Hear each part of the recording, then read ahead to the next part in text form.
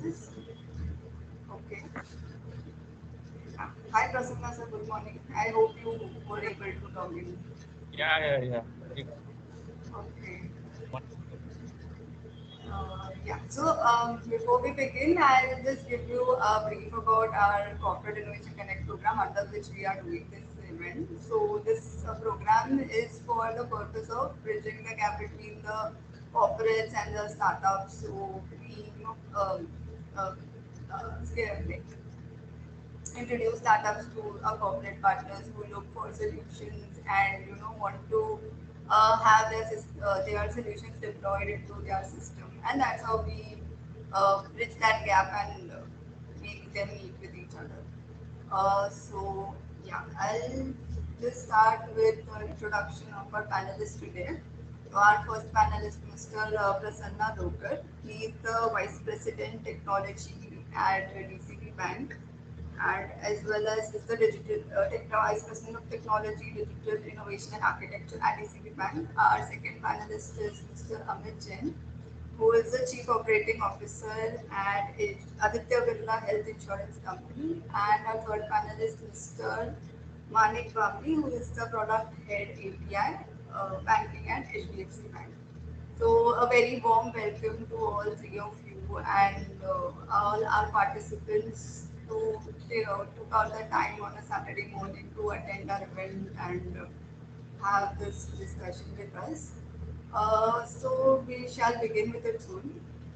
So I would like to have, if you would like to voluntarily participate or for me to ask questions about how the innovation practices, work in your organization, how did your KPIs and so on. So I would like to start with Prasanna sir, if you would want to go ahead with it, and then we shall have with the same from another panelist. Yeah. So once again, audible? You are a little low. Uh, Mansi, can you go on mute because there's a lot of background noise from your. Yeah, this is much okay, better okay. now. I think Prasanna sir will speak right now, and I'll keep myself on mute. Yeah. So am I audible now, Mansi and others? Yeah, Yes, Prasanna, yes, you're sir, you audible. are. Yes, sir. Oh, Yep. great. Because I am in Kerala today, and I'm not sure how is the range. Because I was trying to connect since last 30 minutes. I got in on time. So I think wonderful to see all discussing about how corporate innovation, rather inside innovation, is helping organizations to go from one orbit to another orbit. So primarily, what we have seen at DCB Bank. Uh,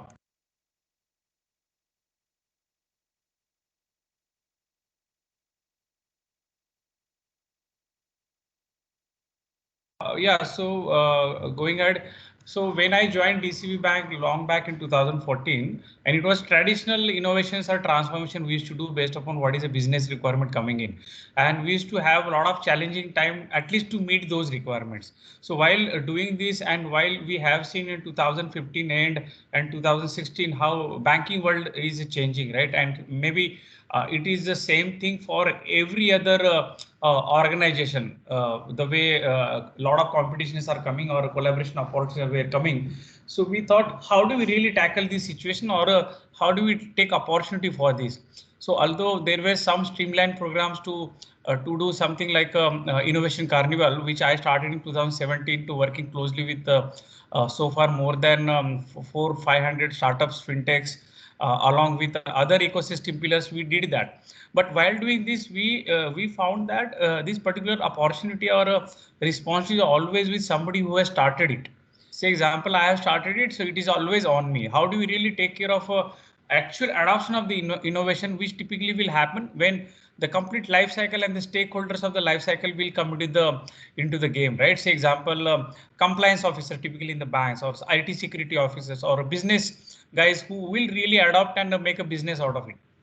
That is why I think it's very important for organization to understand what they are doing today in this year and what they want to do right there in the next year.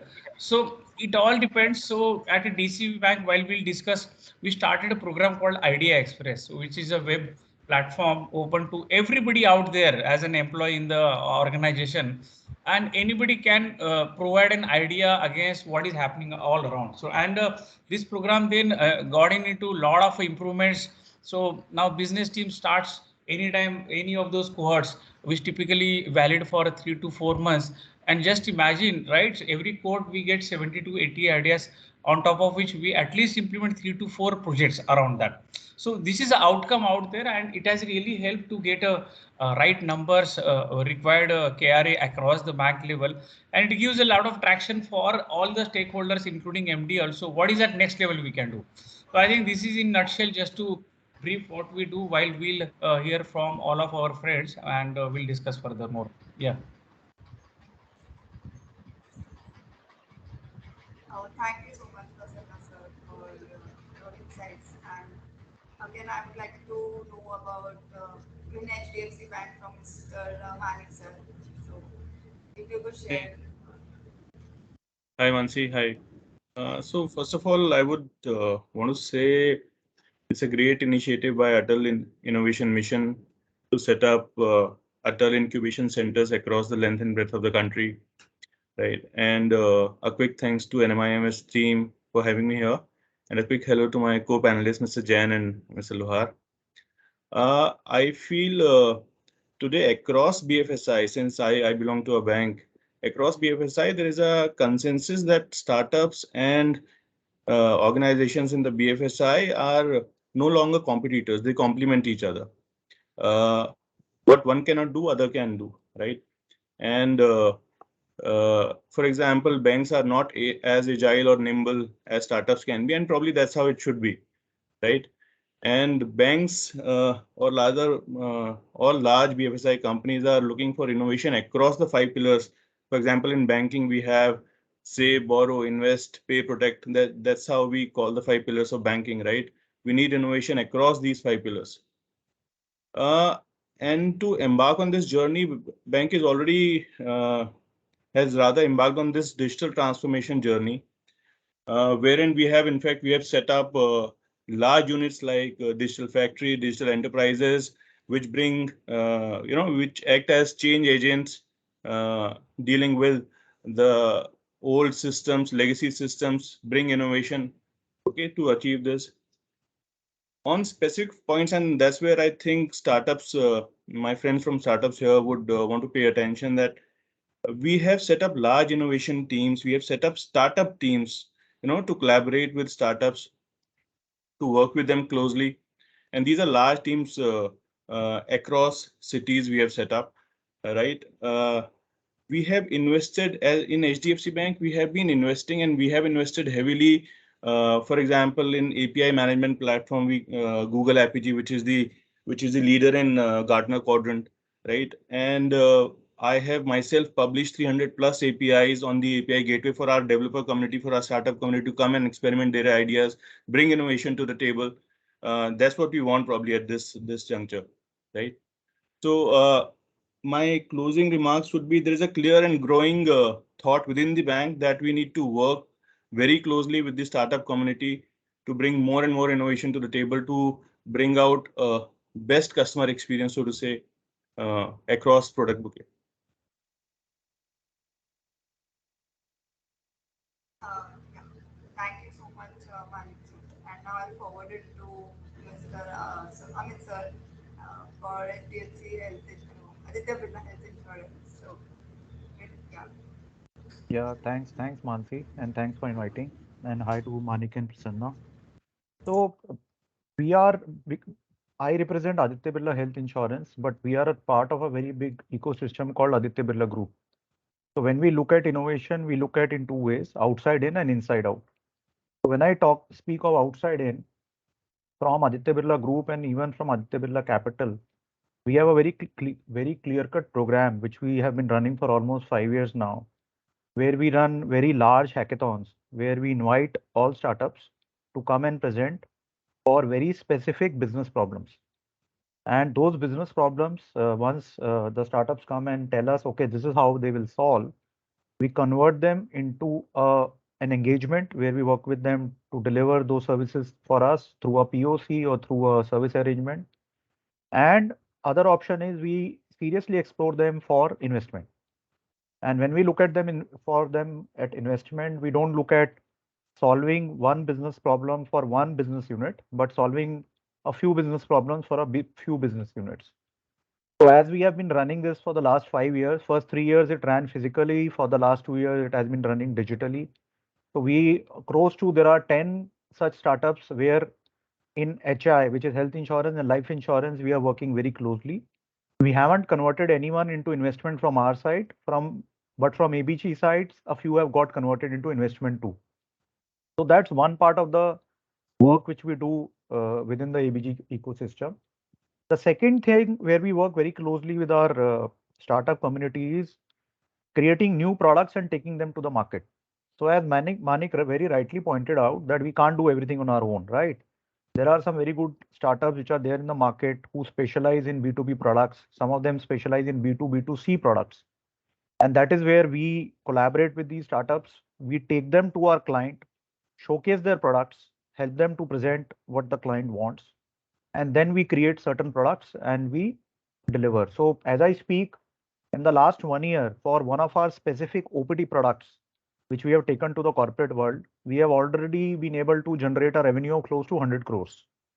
And the startup with which we have worked, they are a pioneer in B2B in health tech, right? So that is the second area we work very aggressively with some of these startups. Third is now inside out. How do we drive it inside out?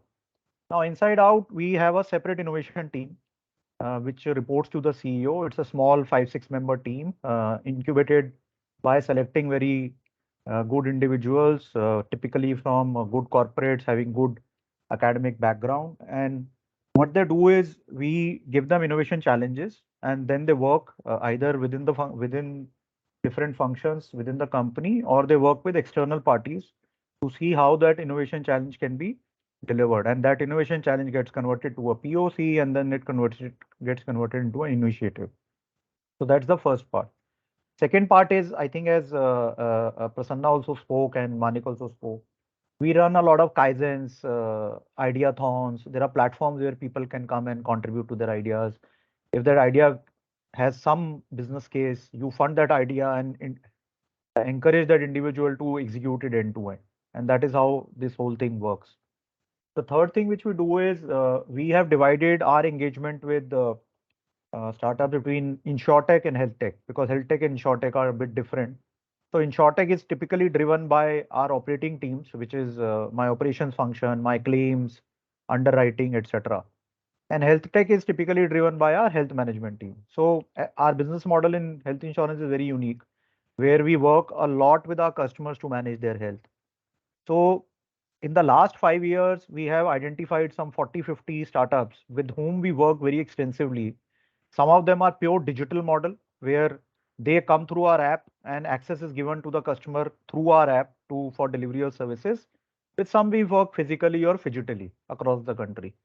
So this is how we are developing, we are harnessing this whole startup community setup either for our leverage or for help them to develop new products. Thank you so much, Amit sir, for your insightful answer. Before I move towards, I open the discussion to the participants, I would like to know if any of you would have anything else to add with regards to our good discussion about innovation or key performance indicator that you will have in your organization, the matrix that you follow to track the innovation or the how you measure innovation, in your respective organization. So you, I'd like to know if you would want to add anything. So then we'll move towards our Q&A section.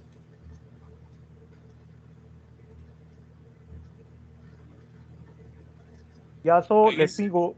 Yeah, Manik, you can go. No, please, Mr. Yeah. Jha, please. So Mansi, so I think one of the ways of tracking is that a lot of innovation projects are sponsored by the CEO and the leadership team.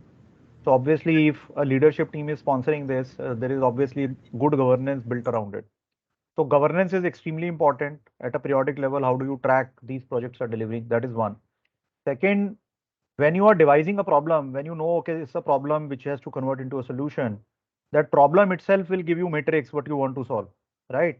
If you are able to narrow down to two or three large metrics which you want are trying to solve, then obviously you will track it if you're investing in that initiative. So that itself becomes a kind of a business case. Then you track it and hold your function and the investment to be accountable to deliver. These are two simple things through which we do it. Okay, so Mansi wanted to add something. So I was just saying that our approach around innovation and is basically we look at innovation in two ways: internal innovation, solving internal problems, and ecosystem problems, right? For example, the larger problems or the larger ecosystem solutions that we have in the market available today, account aggregation, OCAN, ONDC, and the likes. At the same time, we have a lot of internal inefficiencies to solve for, a lot of manual processes to solve for. We look for innovation for all such initiatives, right? And probably our friends from startup community can probably work with us in solving those problems. So we have, on one hand, we have the problems, lot of problems, and on the other hand, we have solutions available or solutions being developed. Our job in innovation is to marry the two, right, to solve for these problems. So we look for innovation around all these aspects. Yeah. Okay, thank you so much, sir. So now I'll be moving the discussion to our participants. So I'm opening the discussion to the participants here now. So anybody who wants to, so we have Mr. Yashwant. So uh, Yashwant, yeah, you can speak here. You can unmute yourself and then you can ask. Yeah, hi Mansi. Thank you so much for this wonderful opportunity to connect with the tech giants here. So, thank you so much for being me here, sir. So, my question is, Mansi, can you unmute your? I'm sorry.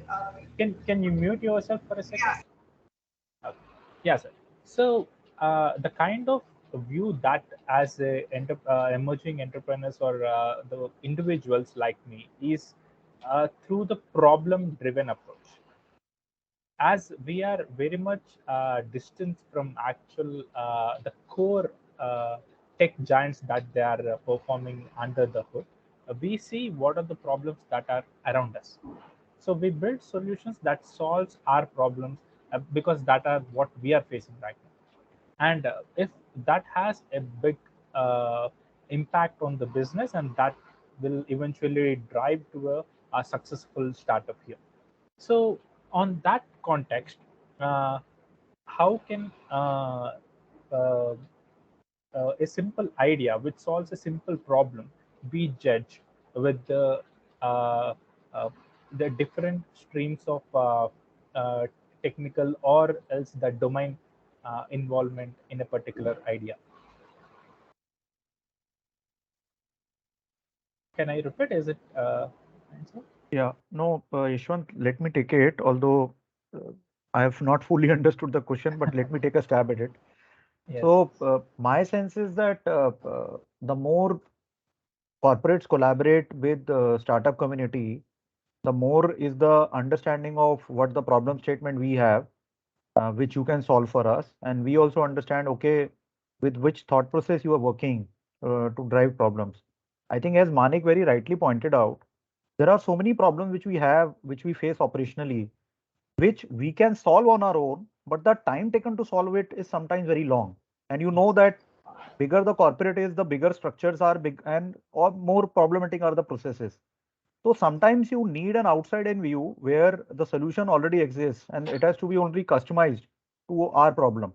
So Got if I take a very simple example, all of us use WhatsApp as a service module now to drive delivery.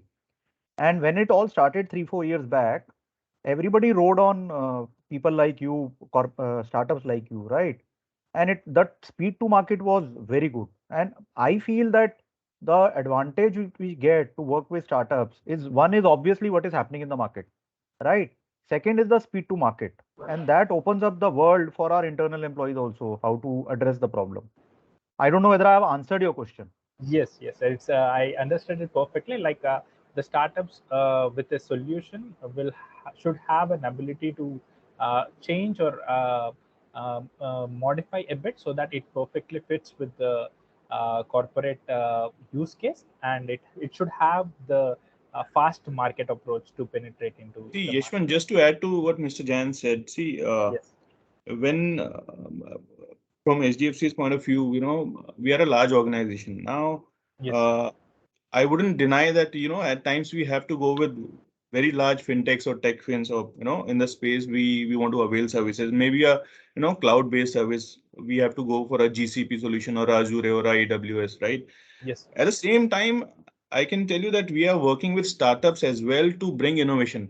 Okay, right, without naming any entities here, we are very closely working with these startups to bring a lot of innovation, digitization of our products or product journeys, yes. So yeah, we are giving equal emphasis to both large entities when it comes to solutioning and to startups.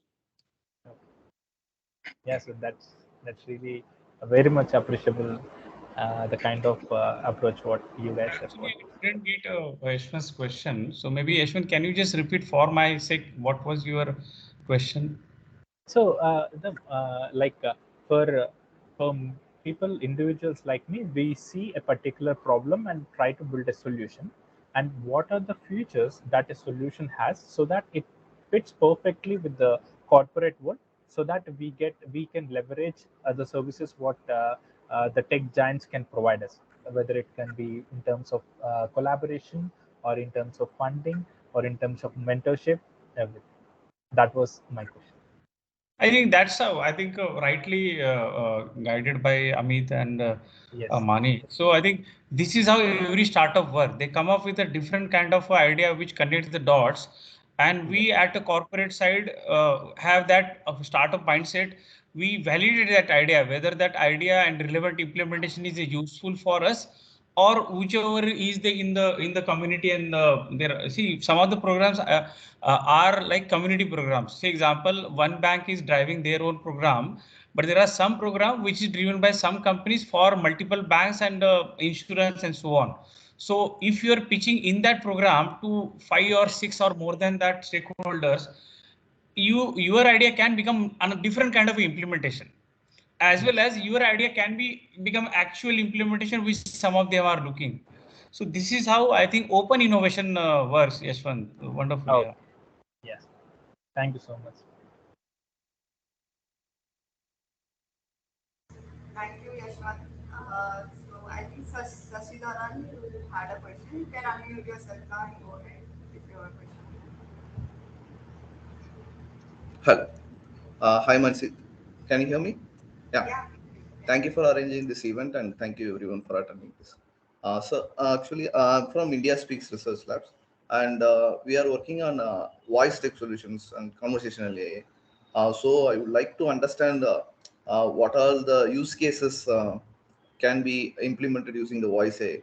And also, I mean, right now, Google and Amazon, AWS, all these people are serving the voice tech solutions. I mean, how big corporates are ready to accept the startups from India? I mean, the solutions which we are providing similar. I mean, this is similar to the questions from Ishwan, Yeah. but I'm asking it related to our voice tech solutions. So, Shashidharan, I can take this. So, in our Aditya Birla Capital, we have been using many solutions related to voice. A simple example I'll give you is how do we use a bot, which can convert a call center agent through a colleague. Very simple. If I put an example, that has been very successful for us. So we are not only doing simple service calling, we are doing sales calling. We are Oh, collecting a lot of renewal premiums where the voice bot has been connected with the payment gateway. So we collect close to 600, 700 crores a year throughout the year through that. So that's one. Second, I don't know whether it's applicable to you or not. How do you convert speech to text, right? So there is a lot of, as you know, in financial services, call center is one of the biggest channels of conversation still. So how do you convert speech to text, convert that unstructured data to structured data, and then do a lot of analytics around it to understand the customer sentiment and then solve some of the Insights. problem statements. So Yeah. that's another use case which we are doing. Third is again converting incoming voice through a bot to certain service elements which can be driven without having any manual intervention. So voice is definitely one of the big focus areas which at least we see has a lot of future because it's very convenient from a customer standpoint. Mhm.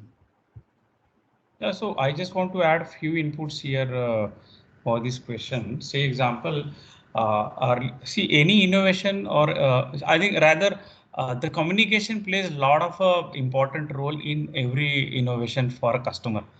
Earlier it was your text-based communication coming in from hello. Yeah, earlier it was a text-based communication per se, or followed by, I think now we are talking on a voice, Alexas and Series, right? Wherein we directly ask certain transactions to do, maybe to begin with non-financial, starting with financial and so on, right? So I think here onwards, voice will have a lot of traction. We felt that voice is a very good technology in 2019-20, but last one and a half year, if you see the usage of voice technology in the web, it has reduced drastically. I don't know why, but in my view, this will increase heavily when we land up in a Web3 because customer behavior is going to be more agile. Customer earlier was going towards branch to do a transaction. That is a physical interaction, right? Yeah. Yeah. Slowly, customer has started and doing the transaction sitting at home. So agility is increased more. Now customer wherever go, he wants to do transaction in store or wherever, or carrying in plastic card or UPI and so on. Now tomorrow's customer would like to do transaction in the air, in the metaverse, in the virtual environment, right? And while doing that, I think voice is one of the best mechanism where you will not be able to type, but will be able to voice it out. So some of the experiments some banks are doing, can we not utilize voice as an authentication? So they don't ask another question, what is your mother's name, but they have their own internal machine learning algorithm to understand, yeah, he is a right customer and he's our authentic NRI customer, for example. Other example of a voice technology which we are looking at, the way contact center people are talking to the customer. Is it really good, not good?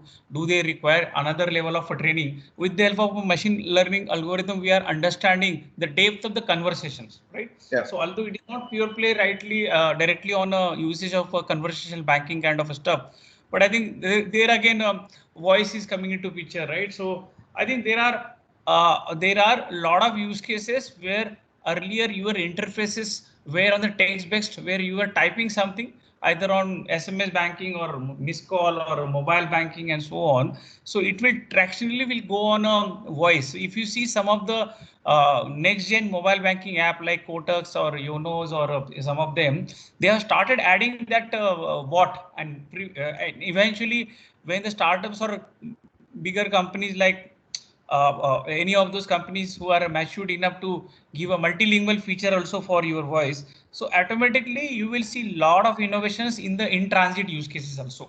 Say example, if you are on the driving car, you are just ordering your car key, just I am reaching McDonald's and this should be ready. So I don't have to type it down. I think if you have to dig out more use cases, you should interview some of those 100 millennials and ask them, how do you utilize the voice, right? So they will give a lot of innovations. I think very important in 2023-24 when we'll have a 5G and that kind of a network and that kind of a maturity in the algorithms who will understand any of the voice, right? So I think you will see many other use cases in banking or wherever customer interfaces are there, able to listen any of those commands from the customers. Yeah, makes sense, right? Yeah. Thank you, sir.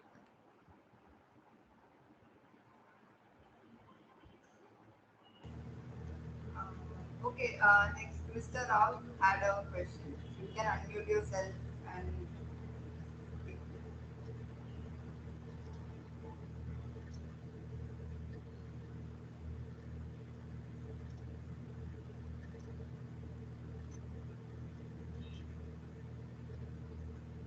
Hi, sir. My name is Sudhampalli JP Rao. I come from a low-code platform company called Viceroy Software based in Bangalore. We have been interacting with a lot of banks and financial services organizations for some of the use cases where we can the low-code can be used for implementation. Whereas we found that in India, if you look at globally, the global scenario, the adoption of low code in India is minuscule. It is like, it's hardly around $400 million kind of an industry, whereas global it's more than $20 billion kind of a thing. My question is that as like the BFSI is evolving, as a lot of innovation is bringing in for automation of various processes, where all like the organizations at in BFSI segment, do you see they adopting the low code technology in which all use cases kind of a thing? So, Rao, I'll try to give my reaction first here. Yes. No code, low code platforms, right? We are, at least I can say, we have taken a serious note of this. The agenda is to have a quick go to market, right? And this is what it does, right? Low code, no code platforms, we can build over it very quickly. So, and quick go to market is what we can achieve, right? Yes. That is what we are trying to do. For example, Flutter and other platforms are there now, right? We are trying to build our product journeys on these platforms, and that's how across retail assets, liabilities, cards, all these products, banking products, okay? Across the, like I earlier mentioned, across the 5 pillars of banking is what we are trying to build over no code, low code platforms now. So yeah, this is very important. Yeah. Yeah. So, Rao, right? GP Rao, right? So I think I have evaluated this product, right, by the gods. So I think you're fortunate to see. I don't want to give the feedback right away, but generally what happens, Mr. Rao, so when at a bank's premise, when we implement some of the softwares, or some of the products, so there is a stage called the IT security or IT audit. So in that stage, what we find, yeah, these are the tools, and say example Apache or a Tomcat, right? If you don't update it, you will have a lot of vulnerabilities all around. Similarly, some of those low-code, no-code platforms are not equipped with what bank's regulation is looking at. So relevant regulations, for example, digital payment security control. It talks about, yeah, for mobile app, you need to understand how your app can identify a malware into some other app. Or for a mobile app, can we really understand if the Wi-Fi network is not the great network? So I'm not sure whether these feature functionalities are built into all kind of a low-code, no-code platform. There, these platforms stuck, and we say, I think this is not a great idea to go ahead with the relevant no-code, low-code platforms, right? Now, this industry is booming huge, right? So not maybe directly into the banking, but non-banking area, it's a very, very huge adoption out there. Now, considering banking, how do we do that, right? Say example, what we have done with your platform, we have implemented some of those customer journeys, and we have evaluated these POC pilots, whether is this aligned with our regulations and so on. At the same time, we have guided your team. These are the additional things, or we always ask your team or whoever comes to us, what is your product roadmap out there, right, for your low-code. Now, I can tell there are only 4 to 5 low-code, no-code platforms in the world who can really take care of a banking requirements, right? So that's how I look at adoption of a low-code, no-code. But now it's not only banking and relevant internal IT teams. I have seen some of the startups have started utilizing or creating their own platforms. For what purpose? For example, there is a company who they want to remove complete operations in the banks. Right, banks are sitting on a lot of operations these years together. So how do we do that? As our friend Malik was directing or guiding us, banks want to automate immediately, right? So there is no other option. Rather, building from scratch all of your frameworks and build all those forms and every other thing around that. Why not to just use these platforms and relevant components available? And what they do exactly, they create generic banking processes. say for example for reconciliation, or within a bank there is a maker checker, etc. All these processes are there, or validation of PANs, or there are other processes of validation of every entry which is coming from. There are at least many more. So they have created on the fly these templates or widgets in their platform. For example, Backbase or out systems, right? And so easy, then it's very easy for bank like SDFC, DCB, ICICI. Yeah, this is something relevant to us. Just do some kind of a customization on the fly without development. It is all available. So I think over a period of, I think it's a matter of a mindset change, which is typically already happening into the banks. At least at our end, we have created a specialized team only for this to do POC pilots and actual implementation. And we are going ahead, we are not going to go ahead with now the traditional development approach. If you come and talk to me in 2023, I will see we already have a your platform, something like that. We'll see, and we are almost there to really take some of the decisions. So I think wonderful question, Rav. Yeah, thank you so much. Yeah. Thank you. Thanks a lot, sir.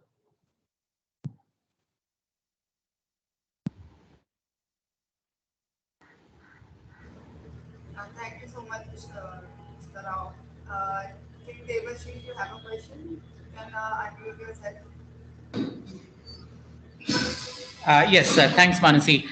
So I had two questions. In fact, one is that what is the typical process that the banks engage with startups in their POC or pilot? So I believe that there is a fixed process or some kind of due diligence or process might be there. So I have an interest in knowing that. And number two, if the banks are thinking about use cases in the learning, development, training, and HR related areas. Thank you.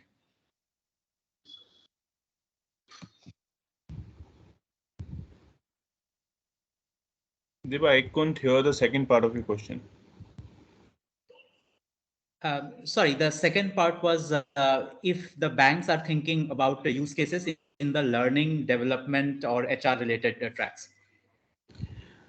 Yeah, certainly, most certainly. In fact, earlier I mentioned there we have set up innovation teams, right? And I did mention that there are a lot of internal problems and inefficiencies, manual processes that we deal with, right? So the job of the innovation team is not just to solve the outside customer centric problems, but the inside problems as well. Now, when I say that, it entails all departments within the bank. We are a large organization. We have be it finance, be it HR, be it accounts, be it technology. There are so many redundant and inefficient processes across, right? HR and learning is one such part where, of course, if we can come across any innovation, we'll be very happy to implement it. There are teams who are already engaged with these internal teams. Innovation team is already engaged with these internal teams to figure out the inefficiencies they deal with, and how we can automate those things.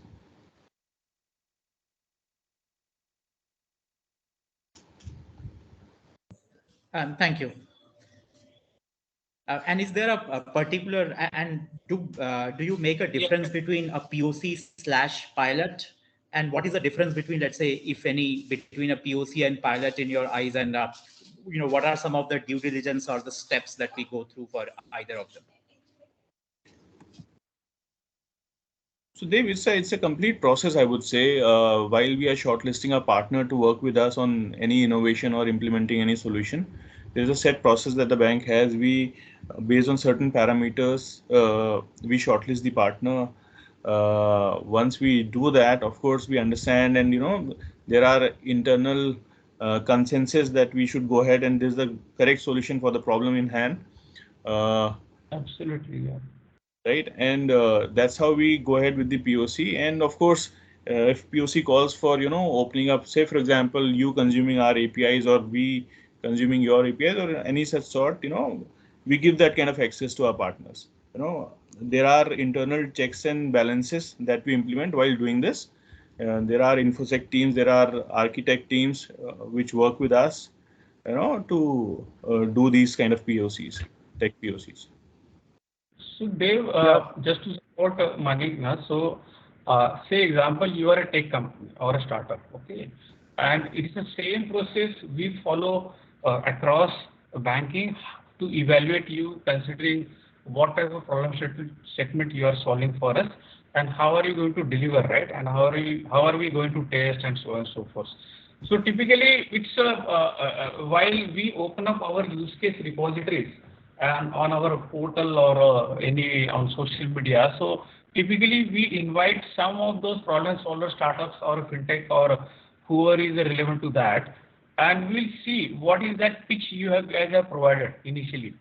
And we may shortlist out of the 20, 30, yeah, looks like 10 are okay, and we may invite you physically or virtually to assess what is that you have understood that problem all about.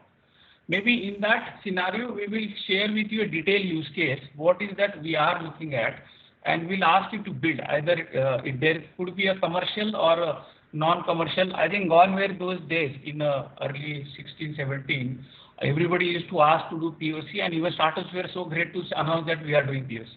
But these days, I think banks are also really understanding the pain startups go through, and we in that evaluation process we understand whether the startup is really potential enough to invest some amount and make it available as a proof of concept or a pilot.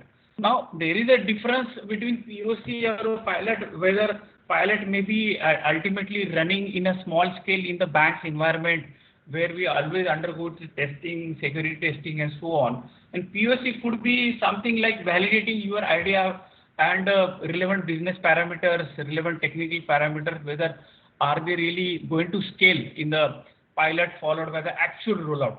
So that is the way we need to look at. But going forward, one of the advice for me is that you need to understand, for in spite my use cases coming onto my website, what is that use case you are solving. I think that's very, very important, why you yourself have started your startup.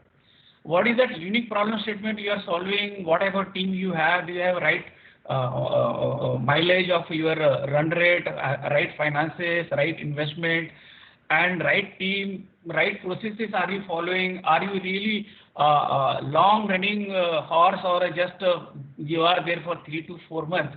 So during this interaction, we are able to understand. Vice versa, you also should have a that date which will make us understand, no, I think this is a long running startup which will be a scale up startup, and they are really solving these problems in a different, unique way, and the whole adoption, whole operations, every other stuffs are quite easy for bank to understand. So it is not only banks are providing use cases, it is your or rather startup responsibility also.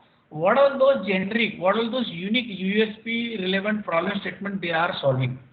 So automatically we may not know that is our use case, but the way you solve, we might feel, yeah, this is the use case, this is tomorrow's BNPL which was,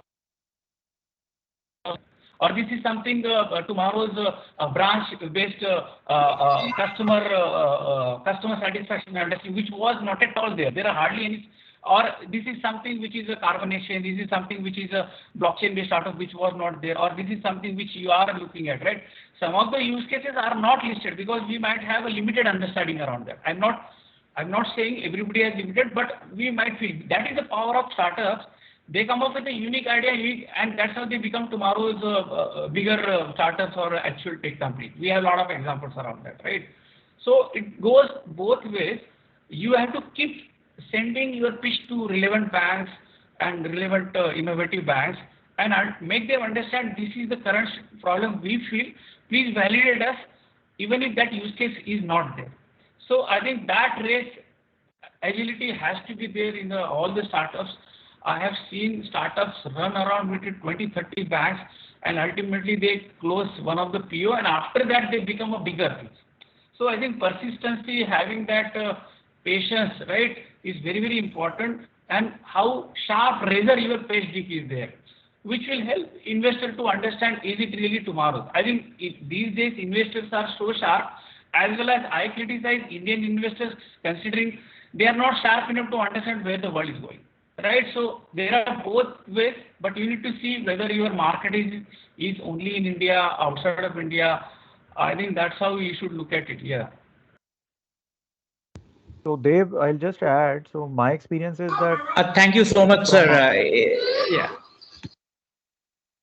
Dev, I'll just add to what Manik and Prasanna said. I think my experience has been that while POC and pilot are still easy, but converting a POC or a pilot to an actual engagement is sometimes very difficult, and that is where a lot of process and risk elements come into Bang play. on, Amit, continue. Yeah. Because when you get into contracting, that is where a lot of questions come. Is this startup scalable? What happens if they are bought over by some company? What happens to this product? Will it sustain or will it die down? What happens to my mind share as a client? I think those are very important components, and because I am also the CFO of the company, these are the typical questions which I ask when I engage with any startup when we are about to convert a pilot into an engagement. True. Thanks again. Very insightful answers to all the panelists, which prompts me to ask one more follow-up, which is, I think you guys said that we need to like reach out to maybe 20, 30 banks to, finally convert. So who are these target? Like, is there like a role like director of innovation, would you say? Or what are the typical roles who are more likely to sort of engage with the startups? See, in HDFC, I can talk about, we have a dedicated team to engage with startups.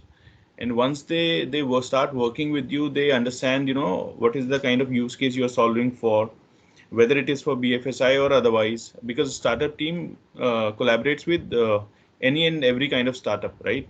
So if it is pertaining to BFSI, they engage further with our innovation team, which whose job is to bring innovation, whether it is for our internal processes or whether it is for our customers, and then they take it ahead from there.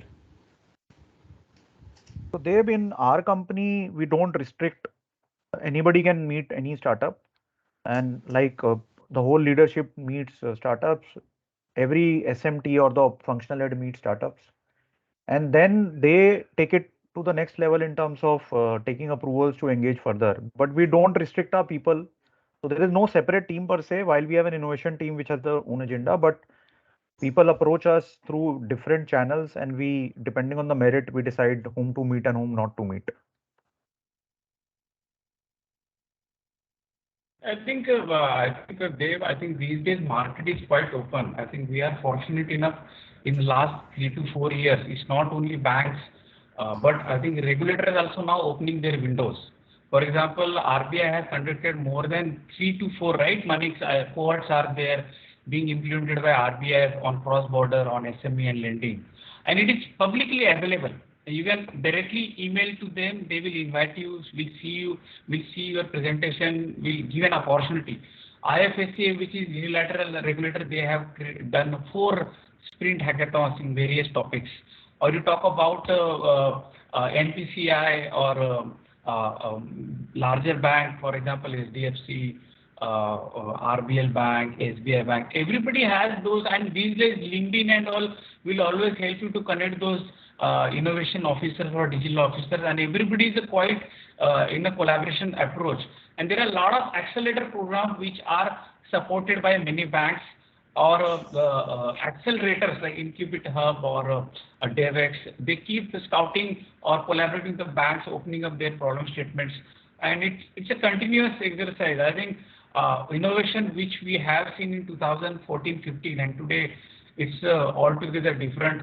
There are a lot of investors keep pitching, yeah, we are having this session in this city, that city.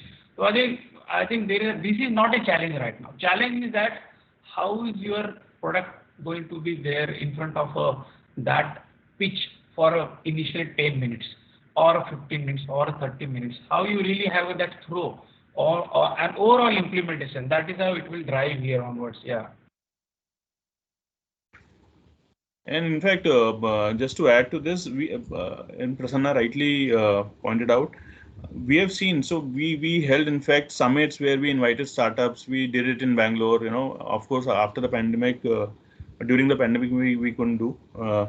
But we have also seen startups at times have not understood the way banks function or the BFSI organizations function. We deal with public money, right? Security aspects, understanding the regulations. We are the most regulated industry, right? Understanding those aspects is very important while you are doing innovation. So my only 2 cents to this is, please thoroughly study the regulations, the circulars, because we have that in our mind security first, and then an innovation. That's the approach.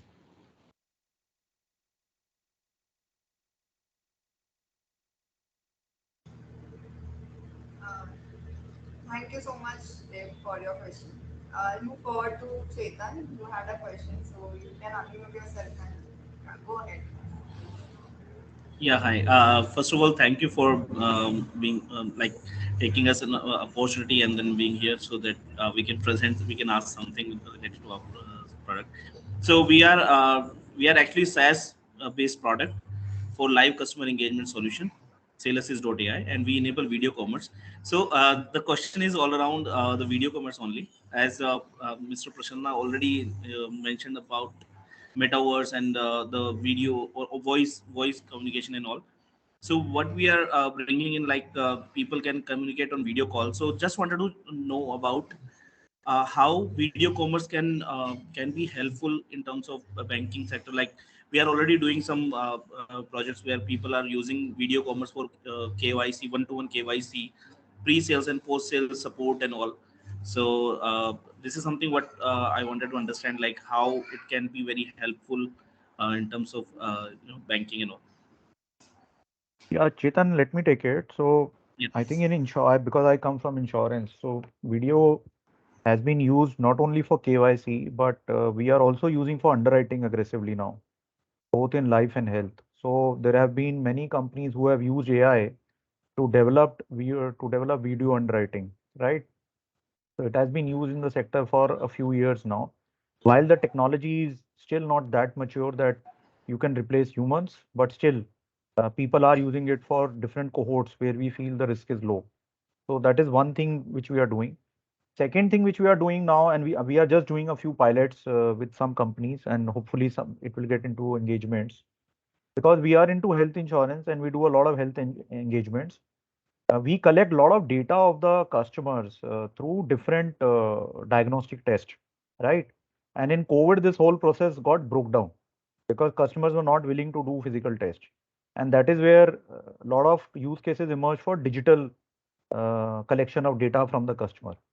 That is where we are now doing video or a finger scanning through a mobile to collect this data through a facial scan. And this data varies from blood pressure, respiratory rate, heart rate. Even some players are now coming with diabetes, cholesterol, right? But these are at still, I will say, at a very nascent stage. None of these technologies have matured enough to say that, okay, your confidence level is very high. But I'm sure it's a matter of months or years when the technology will mature very significantly for us to start using this in driving all these problem statements. Yeah, thanks, Amit. So just adding few more points here, like Prasanna mentioned about metaverse. So we are already doing integration with metaverse. So metaverse and also deepfake AI videos, which can be created for as a personalized video for the person to send some information to them, something like that. So how is this metaverse and video commerce can be useful here in this banking sector? So Abhi, you are only answering and you are only asking questions. So I am surprised with the what is that no, you want that to that is derive. actually that is This the is use just case to we are already doing for some other sector, but here fully in understand. banking sector, just want to know. You pitch it so Sorry. good. You are a very good startup founder who can really pitch during the or through the question. So wonderful, Chetan. Keep it up. And just to come back to your answer, I think this is what I told during initial question, right? Voice. The way we have seen last 20 years, the evolution of communication.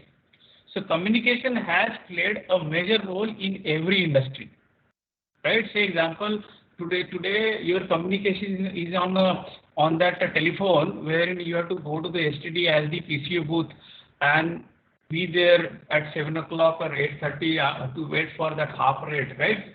How can you bring on a different business models out there? So all of a sudden you had smartphones with intuitive screens and touch base with all browsers coming in there.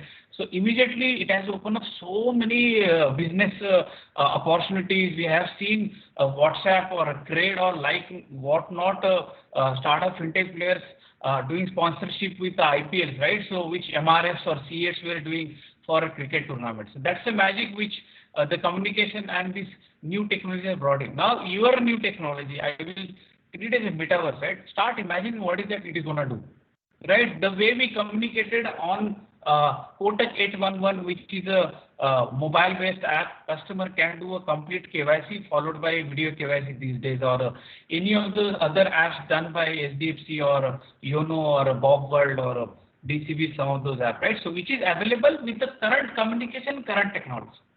Now you are talking about something which is coming up. It's a concept, right? And if you really say you are working on metaverse, I think in my view, the way I have interacted with globally all those metaverse startups and the founders, I think it will take 2 to 3 years for banking to do actual financial transactions inside metaverse, right? When you talk about commerce, right? So that's the challenge for Chetan, and Chetan will say no, sir, or no, Prasanna. It's not 2, 3 years. I will make it happen 1 year. So we'll be in touch. So I think that is what you will see in future. Mobile banking was not there. It was physical bank branching. So mobile banking came. Tomorrow's metaverse banking will come. So that's how communication always plays major role. Now going forward, a lot of use cases will come arise. Like, can we not have a KYC on the metaverse? Right, my agent sitting at a branch or a home, interacting with some customer sitting at a home or sitting in any across any country, right? And likewise, he can pitch some of those products and so on. So again, it's instead of I am calling to my customer through contact center over a call, I will do it some other way. Now those are the possibilities or different use cases. And when you brainstorm for next 1 hour, we'll be able to come at least 10, 12 possible use cases, and we'll choose, yeah, these are the 2 use cases. Let's do a POC pilot with a Chetan and see how it can go to the rollout to the multiple banks. So that's how I look at it. Yeah. Yeah. Thank you so much, Prasanna. Thank you. Yeah. Chetan, there could be so many use cases, and I guess we'll wait for the technology or the metaverse, so to say, to mature a little before we act upon it. It could be buying NFTs there, BNPL options. You'll see banks out there once, but let this mature a bit first. Yeah. Sure. Yeah. Thank you. Thank you. Thank you so much, Chetan. I think we have last question of Mr. Gautam. You can unmute yourself and go ahead. Sure. Thank you, Mansi. You can go on mute. Hello, everyone. My name is Gautam Kumar. I am from Senseforth.ai. We are a conversational AI firm building AI-powered virtual assistants. So my question is a very crisp question in the interest of time to Mr. Jain. You seem to be using a bot efficiently for your customer support, collections, and maybe lead generation or capture. So what is next for conversational AI firms like us into your business? I think I need to meet you and understand what you do to answer this question. Sure, So, I would love to. Yeah. Obviously, our intent is, Gautam, how do we take that game up to the next level? And intent is, so first is obviously a very differential customer experience, which we can give so that we can solve the problems of the customer faster than what we are doing. And in that process, if we are able to do it in an integrated fashion, it should lead to better efficiency for the companies, lower cost of transaction will keep on going down. And we also develop some new use cases to drive a very differential customer behavior, which could be either on the service side or on the revenue side. But difficult to answer this question because these are all ongoing things which we keep on doing. And I'll be happy to meet you to understand what are the different thoughts you have in mind, and we can definitely explore it further. Sure, sir. Thank you. I think Senseworth is one of those top 10 platforms, at least I have seen, apart from there are well-known names, Active.ai or Haptic or Senseworth or Engagely or many more are coming. Like these days now, these SMS banking provider like Cinch or Gupshup, they are also now getting into these platforms. So one of the advice is that keep researching because there are other competitors also coming in this area. So how do you sustain that your ranking? Rather, how banks now see we have now banks are quite vocal enough to adopt cloud also, Okay, so I think that is what the power of a conversational or any of those AI or ML relevant platforms where Senseforth or Active.ai, wherein any of those queries which is coming from a text-based chatbot or a conversation chatbot. And while these platforms are getting matured enough, it makes sense for banks also to utilize this platform. So how do you adopt those platforms in your Salesforce overall architecture? Say example, are you now equipped with the multilingual interfaces also or not? Yes. Wherein Google or some of them are okay with Hindi or some of those languages. If you say no, we were just always in that. I think that could be the issue, right? And there are many more things which even WhatsApp platform has evolved in the last 2 years, right? Starting from text now, web forms, and many more things are coming. So I think you need to keep pitching to the customers like us so that we keep giving you the inputs. How are we really looking at Salesforce or any of the platform? But I think the way we have seen mobile banking is now becoming prominent channel. I think tomorrow chatbots, bots on a website or even on mobile banking, maybe not me, but next generation customers like Mansi and others would certainly will look like, why I have to go and type, right? Why not I just text it out or voice it out while I'm driving or while I'm talking with my friends or while I'm sitting at home. So that is the future out there. So how your backend engine plugs into various channels, say today Alexa's or tomorrow something else, or every bank will have their own different name for this Alexa, right? So I think that's the power of a voice technology which will be brought in by all these players, including Salesforce. This is what we also look at it.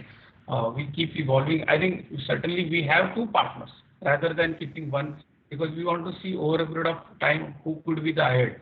So that's how many banks looks at that angle. Yeah, Gautam. Sure, Mr. Rohat. No, I mean, I completely agree. We are multilingual, multi-channel, not only WhatsApp, but Telegram, any messaging platform, Alexa, Siri, wearables. So we can certainly set up some time to discuss all Amit these sir has aspects. already mentioned that we are going to meet you. So I think, yeah. Sure. Sure, sir. Gautam, we are already working. Absolutely. That's why I didn't come to you. Otherwise, it would have looked like I'm marketing. Yeah, our chatbot Eva is powered by Salesforce. Yeah. Manik was smiling, so I could have understood. Thank you. Thank you. Thank you, everyone. Yeah.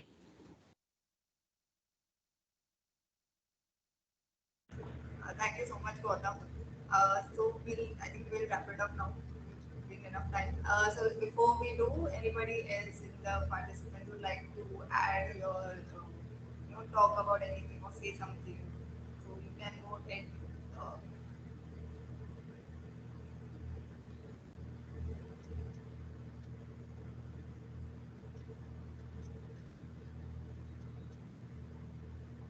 okay, so I think all of the questions that people asked, I think they have all answered. So I would like to now ask our panelists today if we have anything else to say or sharing insights with us before we wrap it up. Oh, thanks, Mansi. Thanks for the invite. Thanks, Manik and Prasanna, for very useful insights. Thanks a lot. And I'll have to log off, Mansi. I think it's good we are done now almost. Yeah, sure, sir. Yeah. Thank you so much for your. Thank you so much. Thank you, Thanks. Amit. Thanks. Yeah. Bye. Bye. Thanks, Mr. Jan. Thanks, Thanks. Mr. Thanks. Bhatt. And thanks to all the participants And for making it very thanks to all the interactive and participants. interesting. Yeah. Yeah. Yeah, it was very Thanks. interactive. Thank you Yeah. so much. Thanks. Thank you, sir. Thanks a lot, sir. Thank Thank you. you.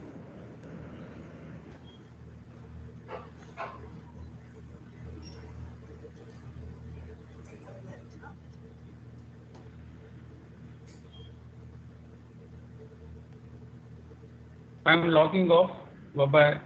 Yeah, sir. Thank you so much for your time Thank you today. very much. Yeah. Thank you for your insights.